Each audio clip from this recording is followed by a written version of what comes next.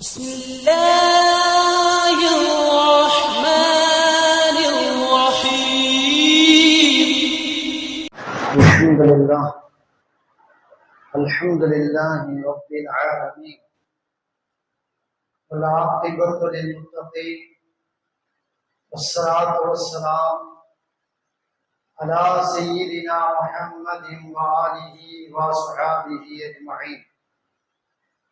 فقد قال الله تعالى في القرآن العظيم: وبقية مما ترك آل موسى وآل هارون تحمله الملائكة إن في ذلك لآية لكم.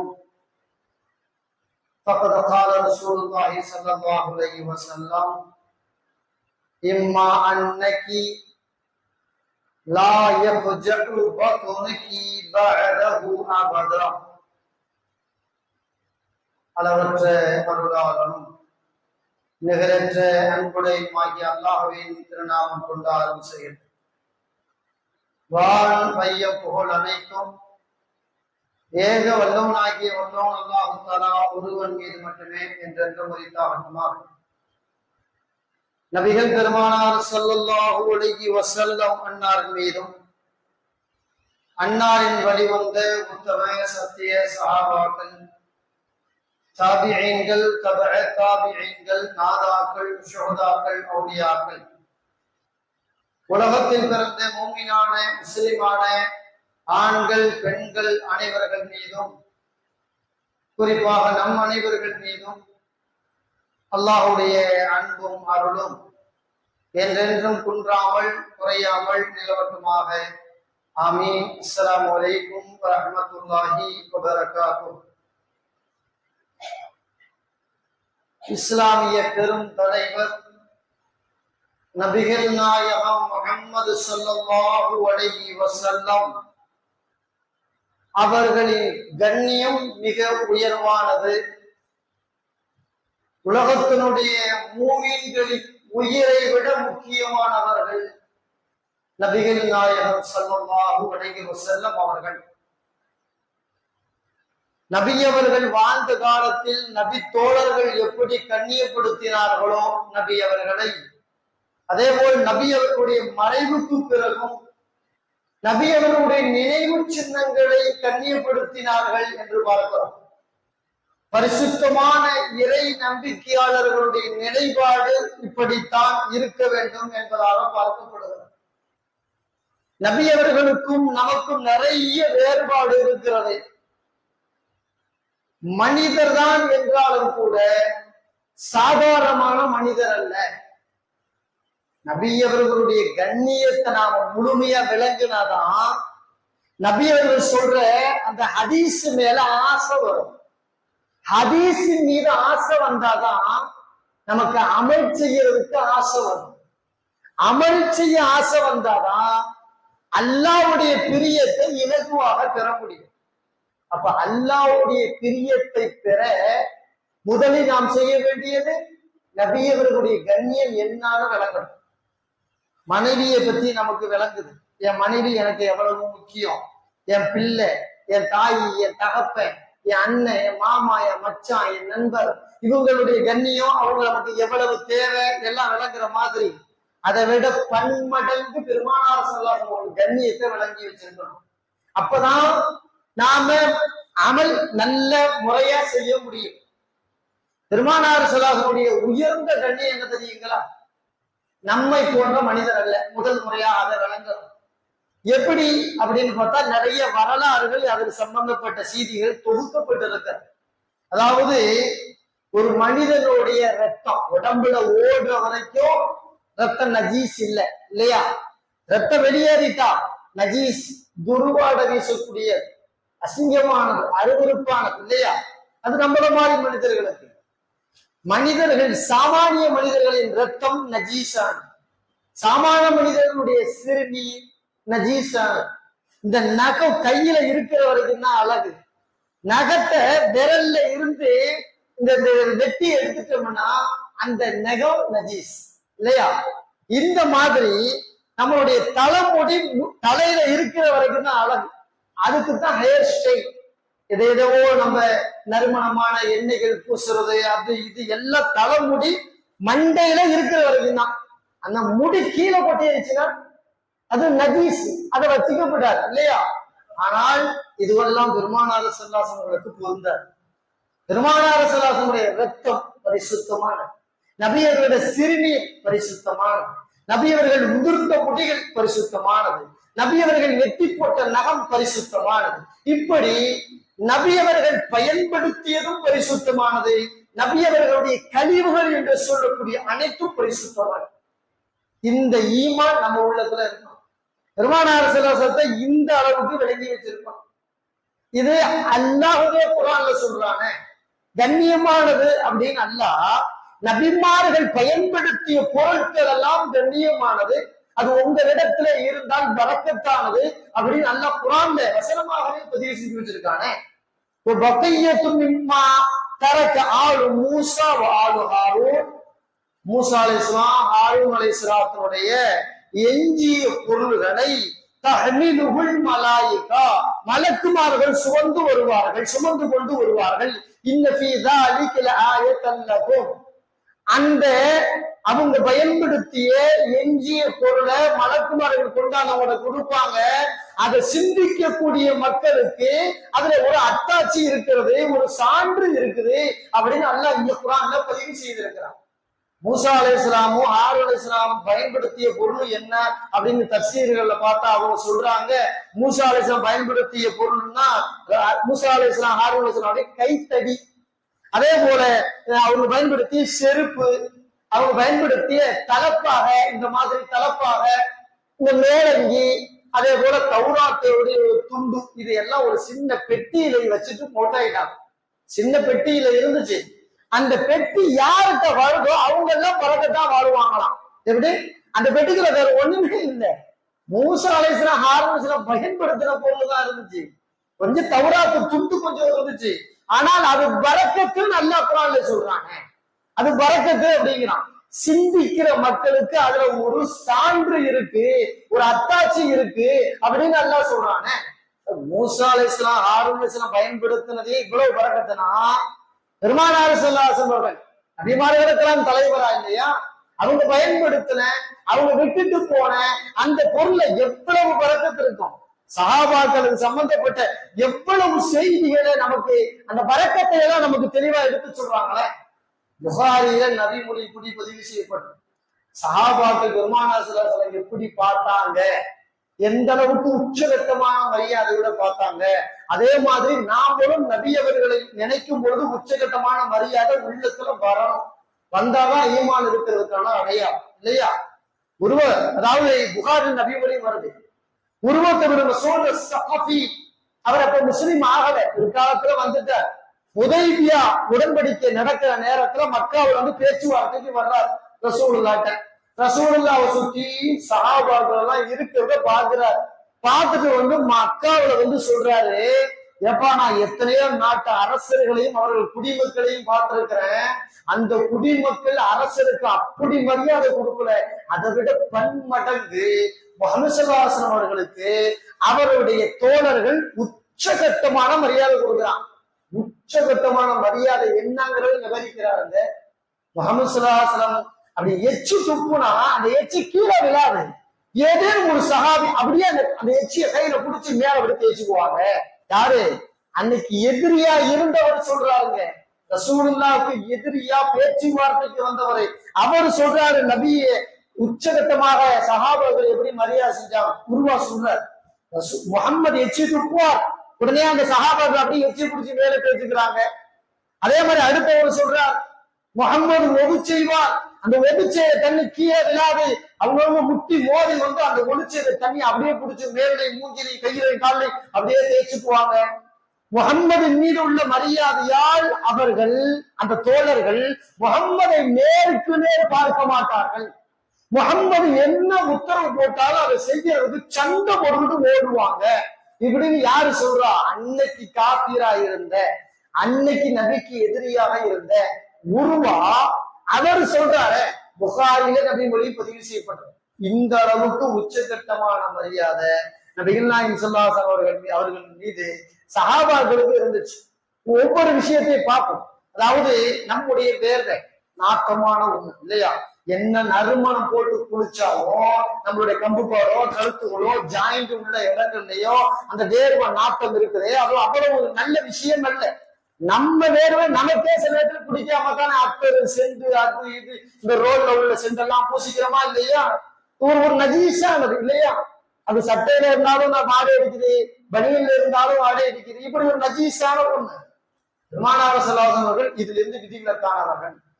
பெருமானார் ஸல்லல்லாஹு அலைஹி வஸல்லம் வியர்வை உயர்ரகமான நறுமணம் கவர்ந்தது என்பதாக நபித்தோழர்கள் சொல்றாங்க. பெருமானார் ஸல்லல்லாஹு அலைஹி வஸல்லம் அங்க வர்றாங்கன்னா இங்க நறுமணம் கமழுமா? எப்படி? அங்க வர்றாங்கன்னா இங்க நறுமணம் கமழுமா? கதீஜா அம்மா கண்டுபிடிச்சிருவாங்களாம் ரசூலுல்லாஹ் எப்ப வீட்டுக்குள்ள நுழைய போறாங்கிறத. ரசூலுல்லாஹ் அந்த வீட்டுக்கு முன்னாடி வந்தவனே தெரியும் என் கணவர் வீட்டுக்குள்ள வர போறாங்கன்னு. நறுமணத்தை வச்சு கண்டுபிடிச்சுக்குவாங்களாம். ரசூலுல்லாஹ்வுடைய மேலில எல்லா நேரமும் நறுமணம் பேசும். அதாவது துர்நாற்றம் வீசாது. அப்படிப்பட்ட பெருமானார் ஸல்லல்லாஹு அலைஹி வஸல்லம் பத்தி புகாரியில இப்படி ஒரு நபிமொழி இருக்கு. அதாவது மதிய வேளையில கடுமையான உச்சகட்டமான அந்த வெயில் காலத்துல பெருமானார் ஸல்லல்லாஹு அலைஹி வஸல்லம் சில நேரங்கள்ல அனஸ் பின்னுடைய வீட்டுக்கு போவாங்க. உம்மு சுலைம் அம்மா இருப்பாங்க. அங்க போய் கொஞ்ச நேரம் படுத்து ஓய்வெடுக்கிறது பழக்கம். போய் ஓய்வெடுக்கிறதுக்கு போகும்போது உம்மு சல்மா அம்மா என்ன செய்வாங்கன்னா தோளால் ஆன ஒரு பாய் விரிப்பாங்க.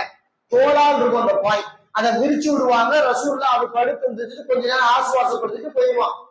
அவங்க ரசூலுல்லாஹ் போன பிறகு இந்த உம்மு சுலைம் ரலியல்லாஹு தஆலா அந்த அம்மா அந்த வேர்வை இருக்கும்ல, கடுமையான வெயில் காலத்துல படுக்கும் பொழுது வேர்வுங்கிறது இயல்பு.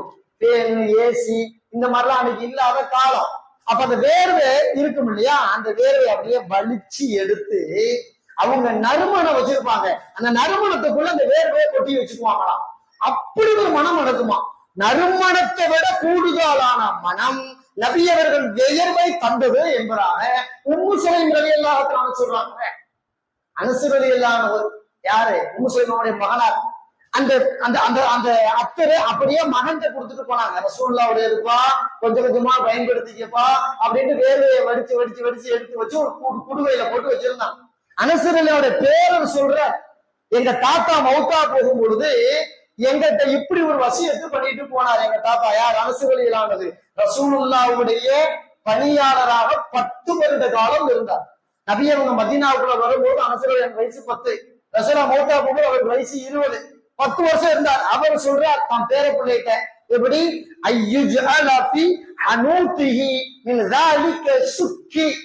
பேர பிள்ளைங்களே குடும்பத்தார்களே, ரசூலுல்லாஹ்வுடைய வேர்வை குப்பி ஒண்ணு இருக்கு, எங்க அம்மா எடுத்து வச்சது எனக்கு தந்தாங்க. நான் மௌத்தா போன பிறகு என் ஜனாசாவுல என்னுடைய அந்த கபர்ல நிறைய நறுமணங்களை பூசுவீங்க. அப்படி பூசும் பொழுது இந்த குப்பியையும் கொஞ்சம் பூசி விட்டுருங்க. ரசூலுல்லாஹ்வுடைய பரக்கத்தோட நான் கபர்ல போய் படுத்துக்கணும் அப்படின்னு அனஸ் ரலியல்லாஹு சொன்னாங்க. அதே மாதிரியே பூசிதான் அவங்களுக்கு கஃன் தஃபன்லாம் செய்யப்பட்டுச்சுன்னு வருது. புகாரில இந்த நபிமொழி வருது. அப்ப ரசூலுல்லாஹ்வுடைய வியர்வை நம்மை போன்று நாற்றம் எடுக்கும் ஒன்று அல்ல, அது நறுமணம் கமழும் ஒன்று. ரசூலுல்லாஹ் நம்ம விட்டு இங்க வேறுபட்டுட்டாங்களா இல்லையா? நம்முடைய சிறுநீர் நோய் தரக்கூடியது, நோய் தொற்று உள்ளது, நிறைய கிருமி இருக்கக்கூடியது, மோசமானது. அதனாலதான் ஆடையில பட்டா கசக்கணும்னு வருது. எப்படி? ஆடையில பட்டா கசக்கணும். மனுஷன் ஆம்பளைகிட்ட இருந்து வருதையா விந்து, அது ஆடையில் பட்டா அப்படி காஞ்சிருச்சுன்னா விட்டுட்டா பரவாயில்லன்றது சட்டம். கசக்காட்டி பரவாயில்ல, கசக்கிறது நல்லது. கசக்கல காஞ்சி குஞ்சு பரவாயில்ல. ஆனால் சிறுநீர் பட்டால் அது காய்ந்தாலும் கசக்க வேண்டும். அப்போ விந்தை விட நுதுஃபாவை விட மோசமான நஜீஸ் எதுங்க? சிறுநீர் தான். அந்த சிறுநீர் நம்ம எங்க பட்டாலும் கசக்கணும். இது மோசமானது, இது நமக்கு தெரியும். ஆனால் பெருமானார் ஸல்லல்லாஹு அலைஹி வஸல்லம் சிறுநீர் அதற்கு அப்படியே மாறுபட்டது. ரசூலுல்லாஹ்வுடைய சிறுநீர் நஜீஸானதல்ல, துர்வாடை வீசக்கூடியது அல்ல, நறுமணம் கமலக்கூடியது என்பதாக சஹாபாக்கள் நிறைய செய்திகளை ஆதாரபூர்வமாகவே பதிவு செஞ்சிருக்காங்க வருது. ரசூலுல்லாஹி ஸல்லல்லாஹு அலைஹி வஸல்லம் வீட்டுல உம்மு ஐமன் ரசூலுல்லாஹ்வுக்கு ஆரம்ப காலத்துல அந்த அம்மா பால் கொடுத்தாங்க. ரசூலுல்லாஹ்வுக்கு பால் கொடுத்த ஓரொரு தாய்மார்களில் உம்மு ஐமன் அம்மா வந்து விடுவார்கள். அப்படிப்பட்ட உம்மன் ஐமன் அம்மா சொல்றாங்களே, ஐமன் அம்மா, அந்த அம்மா என்ன சொல்றாங்கன்னு கேட்டா, ரசூலுல்லாஹி ஸல்லல்லாஹு அலைஹி வஸல்லம் வீட்டுல ஒரு நாள் நைட்டு தங்கினேன், இரவு தங்கினேன். எனக்கு திடீர்னு இரவுல இருந்தேன், தாகம். ஒரு பாத்திரத்துல தண்ணீர் மாதிரி இருந்துச்சு, ரசூலுல்லா பக்கத்துல இருந்துச்சு, ரசூலுல்லா தூங்கிக்கிட்டு இருக்காங்க, கட்டுல இருந்துச்சு. அதை எடுத்து மடமடன்னு குடிச்சிட்டு படுத்துட்டேன். ரசூலுல்லாஹி ஸல்லல்லாஹு அலைஹி வஸல்லம் அவர்கள் ஃபஜ்ருக்கு எந்திரிக்கிறாங்க, தஹஜ்ஜுத் தொழுது குடிச்சிட்டு ஃபஜ்ருக்கு எந்திரிக்கிறாங்க. எந்திரிச்சு பக்கத்துல படுத்திருந்த உம்மு ஐமனை கூப்பிட்டாங்க. யா உம்மு ஐமன் தூமி இலா தில்க ஃபகாரதி ஃபஹரிகி மா ஃபீஹா. அப்ப என் பக்கத்துல ஒரு கோப்பை இருக்கு உம்மு ஐமன், அதை கொண்டு போய் வெளியே கொட்டுன்றாங்க. வெளியே கொட்டுன்னு சொன்னாங்க. அந்த அம்மா கேட்டு சொன்னாங்க, அப்படி ஒரு கோப்பை இருந்துச்சுதான், அதுல கொஞ்சம் தண்ணீர் மாதிரி இருந்துச்சு, நான் என்ன பண்ணிட்டேன், அது வல்லாஹி அல்லாஹ்வின் மீது சத்தியமாக ஷரபுதுமா ஃபீஹா, அந்த தண்ணியை நான் குடிச்சிட்டேன் பெருமானார் ஸல்லல்லாஹு அலைஹி அவர்களே அப்படின்னு உம்மு ஐமன் அம்மா சொன்னாங்க. அப்போ பெருமானார் ஸல்லல்லாஹு அலைஹி சிரிச்சுக்கிட்டே சொன்னாங்க, அதை குடிச்சிட்டியா? எப்படி அதை குடிச்சிட்டியா? அப்படியா அப்படின்னு சொல்லிட்டு ஒரு வார்த்தை அப்பதான் சொல்றாங்க, இம்மா அன்னகி லா யஃஜுபுதுமிகி பஅதஹு அபதன். உம்மு ஐமன், இனிமேல் வாழ்நாள்ல உங்களுக்கு வயிற்று வலியே வராது, அது தண்ணீர் அல்ல, நான் இரவில் சிறுநீர் கழித்து விட்டு வைத்தது. பெருமானாரசனுடைய சிறுநீரை அந்த அம்மா தெரியாம குடிச்சாங்க. பெருமானாரசன் திட்டல. பெருமானாரசன் என்ன செய்ய, இனிமேல் உனக்கு வயிற்று வலியே வராது போ. ஏன்னா ரசூலுல்லாஹ்வே சொல்றாங்க, நம்மை போன்று சிறுநீர் நஜீஸ் என்பது பெருமானார் அவர்களுக்கு பொருந்தாது. ரசூலுல்லாஹ்வுடைய சிறுநீர் அது நஜீஸானதல்ல, நோய் நிவாரணத்தை தரக்கூடியது என்று நபிகள் நாயகம் ஸல்லல்லாஹு அலைஹி வஸல்லம் அவர்களே சொல்கிறார். அல்லாமா இப்னு கஸீர் ரஹிமஹுல்லாஹ் ஹதீஸ சுண்டி பார்த்து எழுதுவாரா இல்லையா? அப்படிப்பட்ட இப்னு கஸீர் ரஹிமஹுல்லாஹ் தான் இந்த செய்தியை பதிவு செய்கிறார், தன்னுடைய வரலாற்று நூலில் இதை பதிவு செய்கிறார். அதே போல இப்னு கஸீருடைய ஆசிரியர் இமாம் தஹபி ரஹிமஹுல்லாஹ் இவரை விட ரொம்ப கெட்டிக்காரத்தனம் உள்ள ஒரு ஹதீஸ்ல ரொம்ப தெளிவான ஹதீஸா இருந்தா தான் எடுத்துக்குவார், இல்லைன்னா தூக்கி ஓரத்துல வச்சிருவார். அப்படிப்பட்ட இமாம் தஹபி ரஹிமஹுல்லாஹ் சீரத்து அலாமுன் நுபுலாவில தன்னுடைய நூல்ல இந்த ஹதீஸை அவர் பதிவு செய்கிறார். அதே போல இமாம் ஹாக்கிம் ரஹிமஹுல்லாஹ், தப்ரானி ரஹிமஹுல்லாஹ், இப்படி ஏராளமான நபித்தோல் இமாம்கள் எல்லாம் தன்னுடைய நூலில இப்படி ஒரு செய்தி பதிவு செய்யப்பட்டிருக்கிறார்கள் என்றால் இது எவ்வளவு தெளிவான ஆதாரபூர்வமான செய்தியா இல்லையா? அப்ப பெருமானாரசனுடைய அந்த சிறுநீர் என்பது நஜீஸான ஒன்று அல்ல, அதிலிருந்து நம்மை விட்டு அவர்கள் தூரமானவர்கள், நம்மை போன்ற மனிதரும் கிடையாது. பெருமானாரசன் கையின் கால இருக்கிறதே தவிர நம்மள மாதிரி மனுஷரு, நம்மள மாதிரி சமமான ஆளு அப்படியே நம்ம விளங்கி வச்சிருக்க கூடாது அப்படிங்கிறத நம்ம இங்க தெளிவா தெரிஞ்சுக்கணும். ரத்தம் உடம்புல ஓடுற வரைக்கும் உடம்புக்கு தேவை. இறைவனுக்கு காயப்பட்டுருச்சு, அந்த ரத்தம் நஜீசு, வலிச்சு தொடச்சு கழுவி அலசி கடுமையான வாடை இல்லையா, ஒரு நஜீசு, ஒரு வாடை அடிக்கக்கூடிய ஒரு பொருள் ரத்தம்ங்கிறது. ஆனால் பெருமானார் ஸல்லல்லாஹு அலைஹி வஸல்லம் உடம்பில் ஓடினாலும் அது மனம் கமழும், வெளியே இருந்தாலும் அது மனம் கமழும். பெருமானார் ஸல்லல்லாஹு அலைஹி வஸல்லம் ரத்தமும் பரிசுத்தமானது, ரத்தமும் பரிசுத்தமானது. இமாம் தஹபி ரஹிமஹுல்லாஹ் அலாமுன் நுபுலாவிலே இந்த நபிமொழியை பதிவு செய்திருக்கிறார்கள். தாரிக் திமிஷ்கிலே வருகிறது, பைஹகி, ஹாக்கிம் எல்லா நூல்ல இந்த ஹதீஸை தெளிவா பதிவு செய்திருக்கிறான். அதாவது அப்துல்லா பின் சுபைர் ரலியல்லாஹு தஆலா அவர் தான் சொல்றார், பெருமானார் ஸல்லல்லாஹு அலைஹி வஸல்லம் அப்பப்ப என்ன பண்ணுவாங்க, ரத்தம் குத்தி எடுக்கிற ட்ரீட்மெண்ட். இன்னைக்கும் அப்படி ஒரு ட்ரீட்மெண்ட் இருக்கு, ஒரு மருத்துவம் இருக்கு. அதாவது ரத்தம் குத்தி எடுத்துட்டா உடம்புல நல்லா இருக்கும், உடம்பு நல்லா இருக்கும் அப்படிங்கிற இன்னைக்கு ஒரு மருத்துவம் உண்டு. ரசூலுல்லாஹ் காலத்துல இருந்துச்சு. ரசூலுல்லாஹ் அப்பப்ப என்ன பண்ணுவாங்க, உடம்பு ஒரு மாதிரியா வருதுன்னா இந்த ரத்தம் குத்துறவரை கூப்பிட்டு இந்த கழுத்து பகுதியில குத்தி அவர் உறிஞ்சி எடுத்துருவார், எடுத்து ஒரு பாத்திரத்தை அந்த எச்சியை துப்பிடுவாங்க. இப்படி ஒரு பழக்க மருத்துவம் இருந்துச்சு. அப்படி பெருமானார் ஸல்லல்லாஹு அலைஹி வஸல்லம் ஒரு முறை ரத்தம் குத்தி வெளியே எடுத்து ஒரு பாத்திரத்துல வைக்கிறாங்க ரத்தத்தை. அப்ப பக்கத்துல இருந்தார் அப்துல்லா பின் சுபைர், அவரை கூப்பிட்டாங்க. அப்ப கூப்பிட்டு சொல்றாங்க, யா அப்துல்லா, யா அப்துல்லா, இது அப்து ஹாதா தமி, வாப்பா இந்த ரத்தத்தை எடுத்துட்டு போய் ஃபஅஹரிகு ஹத்தா லா யராஹு அஹதுன், யாரும் பார்க்காத இடத்துல கீழே கொட்டுனாங்க. எப்படி? யாரும் பார்க்காத இடத்துல. ஏன்னா ரசூலுல்லாஹ்வுடைய ரத்தம் கீழே ஊத்தி யாரும் மிதிச்சிடக்கூடாது, அது கண்ணிய குறைவா போயும். ரசூலுல்லாஹ் விளங்கியே வச்சிருந்தாங்க. அப்ப யாரும் பார்க்காத இடத்துல கொண்டு போய் ரத்தத்தை போட்டு அப்படின்னு அப்துல்லா பின் சுபைர் சொன்னாங்க.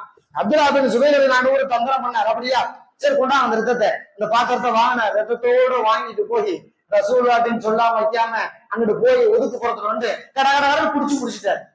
முடிச்சிட்டோன்னு ரசூலுல்லாஹி ஸல்லல்லாஹு அலைஹி வஸல்லம் வந்து அப்ப வந்து எப்ப ரத்தத்தை என்ன பண்ண, நீங்க தானே சொன்னீங்க யாருக்கும் தெரியாத இடத்துல கொட்டுண்டு யாரும் பார்க்க முடியாது ரத்தத்தை, அப்படி கொட்டிட்டேன் அப்படின்னா.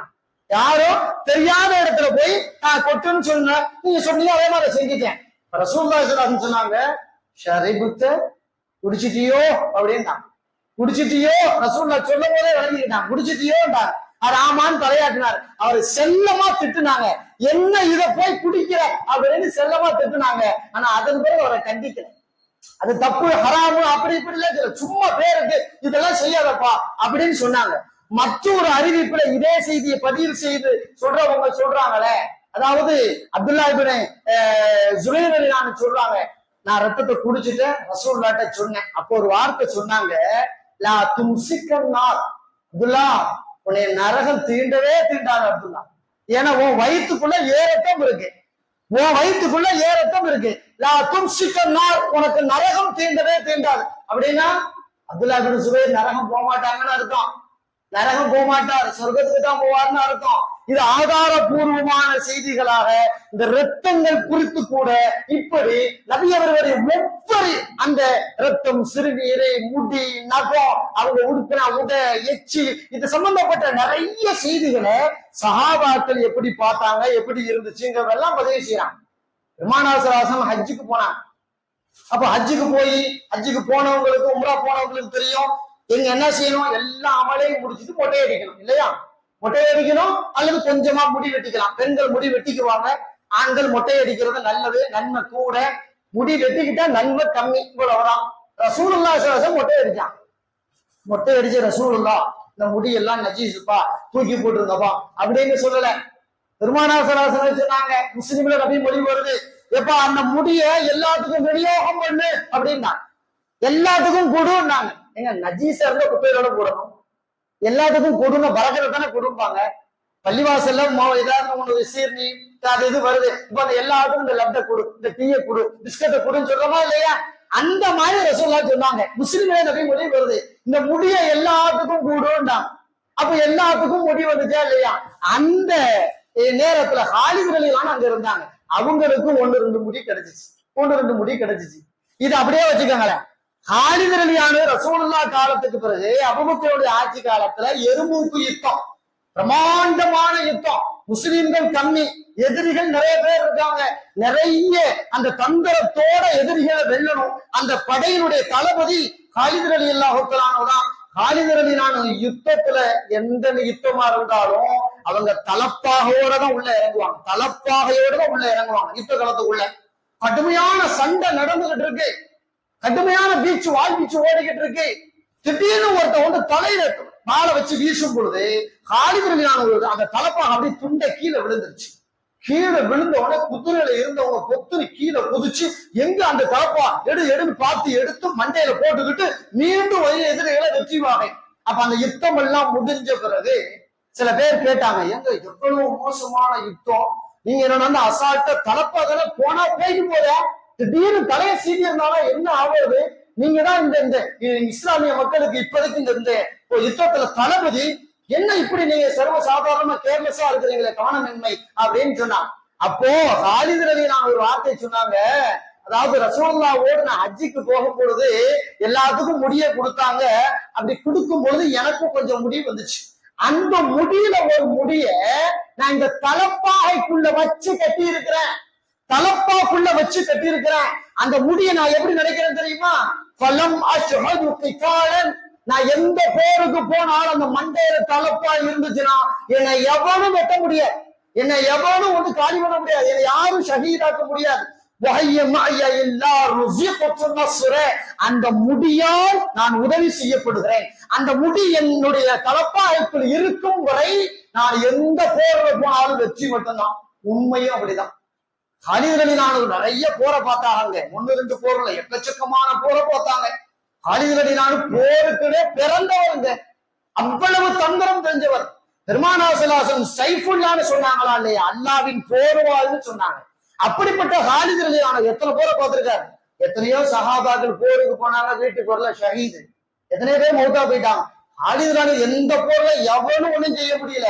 காரணம் சொல்றாங்க, தலப்பா இருக்கு, தலப்பாய்க்கிற முடி பெருமானாசலம் முடி இருக்கு, எவ்வளவு என்னை வெட்ட முடியுமா அப்படின்னா இறுதி நேரத்துல இப்படியே சொன்னாங்களே காலித் ரலியல்லாஹு, எவ்வளவோ போரை பார்த்தேன், போரெல்லாம் நான் ஷஹீதாகவில்லையே, படுத்த படுக்கையாக இருந்து நான் மௌத்தாகணுமா அப்படின்னு கவலைப்பட்டாங்களாம். எப்படி?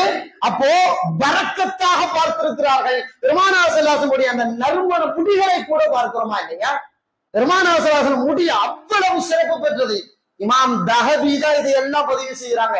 இமாம் தஹபி மிகப்பெரிய கெட்டிக்கார். அவர் வரலாற்று நூல் ஒன்று எழுதியிருக்கிறார், சீரா வரலாறு நூல். அந்த நூல்ல ஒவ்வொரு சஹாபாக்களை பத்தி எழுதி வரும் பொழுது காலித் ரலியல்லாஹு அன்ஹு எழுதுனா இதை சொல்லாம யாரும் எழுத மாட்டாங்க. காலித் ரலியல்லாஹு அன்ஹு யாரு அவருடைய வரலாறு எழுதுறதா இருந்தாலும் இந்த செய்தியை சொல்லாம எழுத முடியாது. அவ்வளவு பிரசித்தி பெற்றது காலித் ரலியல்லாஹு அன்ஹு. அந்த ஒரு முடிய பிறகுதான் நினைச்சாங்க. புகாரியில இப்படி ஒரு நபிமொழி வருது. உம்மு சல்மா ரலியல்லாஹு தஆலா ரசூலுடைய மனைவி, அவங்ககிட்ட முடி இருந்துச்சு. ரசூலுடைய முடி எல்லாத்துக்கும் கிடைச்ச முடி அவங்களுக்கும் கிடைச்சிச்சு.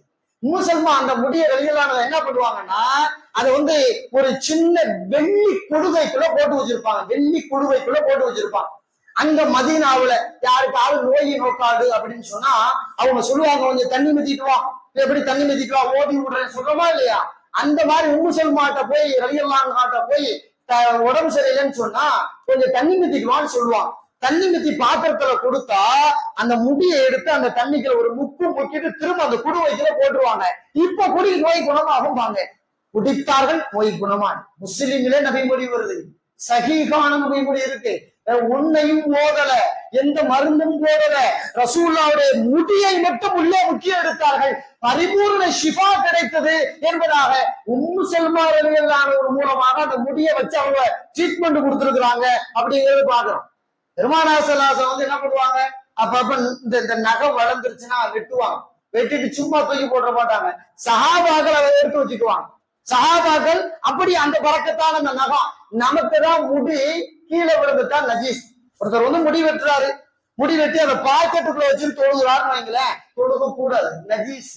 நஜீஸ் ஒரு முடி கிட்டத்தட்ட நிறைய செலவு பண்ணி வளர்த்தது, ஏதோ ஒரு ஆபரேஷனுக்கு வேண்டி அதை வலிக்கிற மாதிரி ஆச்சு, முடிய பாயில் வச்சுக்கலாமா, வச்சா தெளிவு போடுமா, இப்படி நஜீஸா தூக்கி போடுன்றாங்க. ஆனா ரசூலுல்லாஹ்வுடைய முடி அப்படி அல்ல. நபியினுடைய தலையில இருந்தாலும் அது சுத்தமானது, தலையை விட்டு உதிர்ந்தாலும் அதை விட அது பரிசுத்தமானது. அப்படிதான் சஹாபாக்கள் பார்த்தாங்க. அதே மாதிரிதான் நக விஷயத்துல, நகம் அவர்கள் கைகளில் இருந்த போது அது அழகு, கையை விட்டு வெட்டப்பட்ட உணவு பறக்கத்தாக மாறிப்படும். அது பறக்கத்தான ஒன்றாக இருந்தது. ஆமா, இமாம் அஹ்மத் இப்னு ஹம்பல் ரஹிமஹுல்லாஹ் அவங்கள்ட்ட அதாவது ரசூலுல்லாஹ்வுடைய முடியில 3 முடி வச்சிருந்தாங்க. 3 முடி வச்சிருந்தாங்க. இமாம் அஹ்மதுக்கு ஏதேனும் உடம்பு சரியில்லைன்னு சொன்னா அந்த முடிய ஒரு தண்ணியில போட்டு முக்கி எடுத்து தண்ணியை குடிப்பாங்க, குணமாய். மனாக்கிம் அஹ்மத் அப்படிங்கிற கிதாபில் செய்தி வருது. அவங்களே சொல்றாங்க, நோய் வந்தா பெருசாலாம் பார்க்க மாட்டோம்பா என்று ரசூலுல்லாஹ்வுடைய முடிய பறக்கத்தை முக்கி குடிச்சிட சரியா போயிடும். அவங்களே சொல்றாங்க. இமாம் தஹபி அஹ்மத் இப்னு ஹம்பல் ரஹிமஹுல்லாஹ் பத்தி இப்படி எழுதுறார். அஹ்மத் ரஹிமஹுல்லாஹ் மௌத்தா போறாங்க. மௌத்தா போற நேரத்துல குடும்பத்தார்ட்ட சொன்னாங்களாம், ஐயஜஅல அலா குல்லி ஐனின் ஷஅரத்தன். நான் மௌத்தா போன பிறகு ஜனாசாவெல்லாம் கட்டி முடிச்ச பிறகு ரசூலுல்லாஹ்வுடைய முடி 2 இருக்கு, 3 இருக்கு. அந்த முடியில 2 முடிய என் கண்ணுல வச்சிருங்க. இந்த கண்ணுல 1, இந்த கண்ணுல 1 வச்சிருங்க. என்னுடைய வாயை கொஞ்சம் அப்படி காமிச்சு அந்த என் நாக்குல ஒரு முடிய வச்சிருங்க. ரசூலுல்லாஹ் முடியோடையே நான் கபூர்ல போய் படுக்கணும்ட்டாங்க. அதே மாதிரிதான் செஞ்சாங்க. பெருமானார் ஸல்லல்லாஹு அலைஹி வஸல்லம் முடிய மௌத்து வரைக்கும் கூட கண்ணியப்படுத்தி இருக்கிறார்கள் முன்னோர்கள் என்று பார்க்கிறோம்.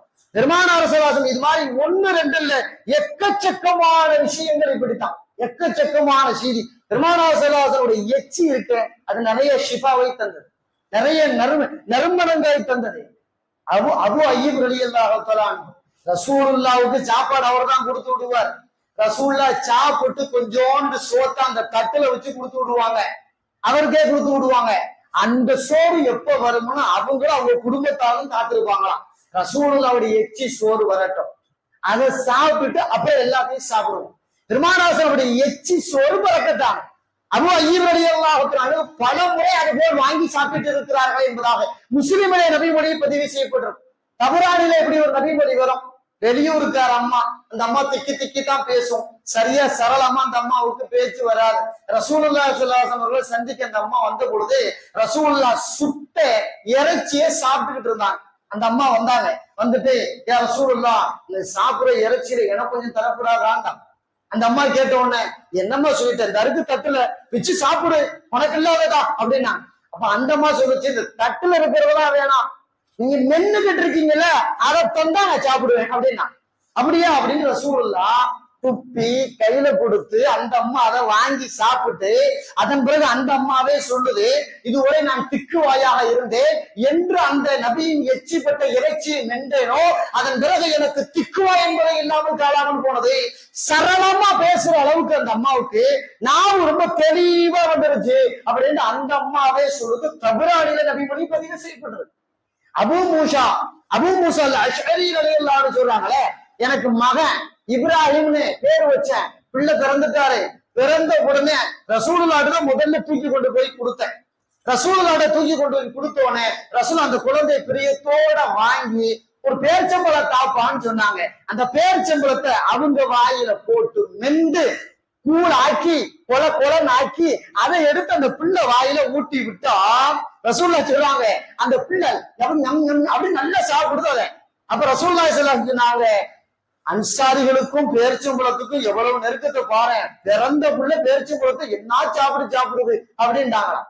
பெருமானார் ஸல்லல்லாஹு அலைஹி வஸல்லம் நாவு எச்சிப்பட்டது கூட பரக்கத்தானது. அப்படி அந்த பரக்கத்தை அனுபவித்தவர்கள் 1-2 பேர் அல்ல, எக்கச்சக்கமான பேர் அதில் பரக்கத்தாகவே வாழ்ந்திருக்கிறார். பெருமானார் ஸல்லல்லாஹு அலைஹி வஸல்லம் அவ்வளவு ஒரு சிறப்பு பெற்ற மிகப்பெரிய சீதேவியாக அந்த உலகத்திலே வாழ்ந்தார். முஆவியா ரலியல்லாஹு தஆலா அன்ஹு அவங்க ரசூலுல்லாஹ் பயன்படுத்தின இந்த மாதிரி அல்லது ரசூலுல்லாஹ்வுடைய உடல் உறுப்பிலிருந்து முடி நகை இந்த மாதிரி யாருக்கு எது இருந்தாலும் எவ்வளவு காசு கொடுத்தாலும் வாங்கி வச்சுக்குவான். எவ்வளவு காசு கொடுத்தாலும் வாங்கி வச்சுக்கிற பழக்கம் மாவியார் வந்து அப்படி ஒரு பழக்கம் இருந்துச்சு. ஜுஹைர் அப்படின்னு ஒரு கவிஞர் இருந்தார் ரலியல்லாஹு தஆலா. அவர் ரசூலுல்லாஹ் பத்தி ஒரு இடத்துல புகழ்ந்து படிச்சார். புகழ்ந்து படிச்சோட ரசூலுல்லாஹ் மேல ஒரு துண்டு போட்டிருந்தாங்க. அந்த துண்டை தூக்கி அவருக்கு பொத்தி விட்டாங்க.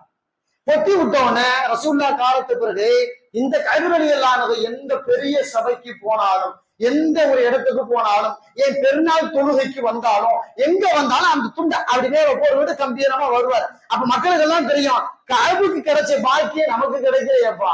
ரசூலுல்லாஹ் போன பிறகும் கூட ரசூலுல்லாஹ் கொடுத்த துண்டை பொத்திக்கிட்டு வர்றாரு, பெரிய கௌரவம் கண்ணியம் அப்படின்னா. மாவியர் போனேன், எவ்வளவுப்பா காசு வேணும், எவ்வளவு பணம் வேணும், அதை மட்டும் தந்துறேன்டா. காசு பணத்துக்கு ஆசைப்படுற ஆள் நான் இல்ல, அதெல்லாம் எல்லாம் தர முடியாது, இது எனது பெருமை, இது எனக்காக தரப்பட்ட கௌரவம், நபி அவர்கள் கூட கிடைச்சிச்சு அப்படின்னு மறுத்துட்டார். மாவியர் விட்டுற மாதிரி இல்ல.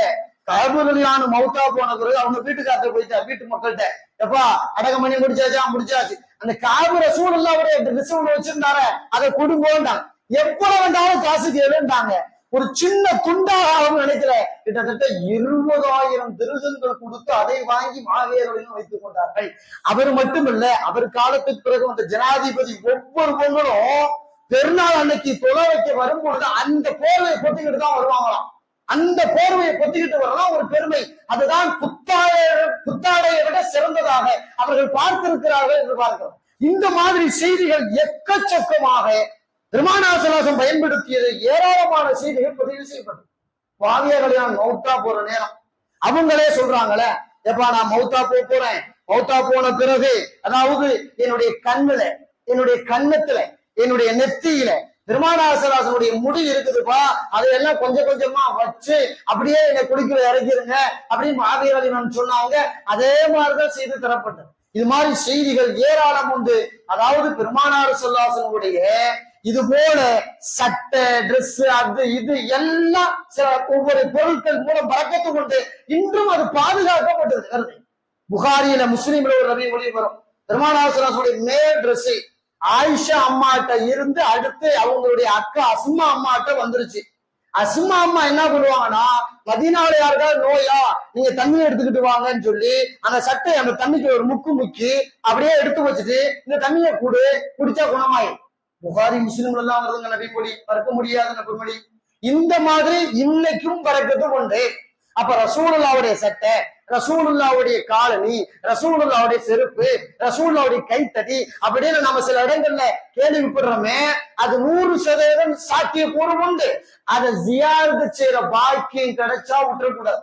அதை போய் ஜியாரத்து பண்ணிடணும். ரசூலுல்லா போட்ட சட்டை கண்ணால பார்க்கிறதே பாக்கியம். ரசூலுல்லாவுடைய பிடித்த கைத்தடி கண்ணால் பார்ப்பது பாக்கியம். ரசூலுல்லா போட்ட செருப்பு கண்ணால பார்க்கிறது பாக்கியம். இன்னைக்கும் சில இந்த பொருட்கள் பாதுகாக்கப்பட்டு வருது.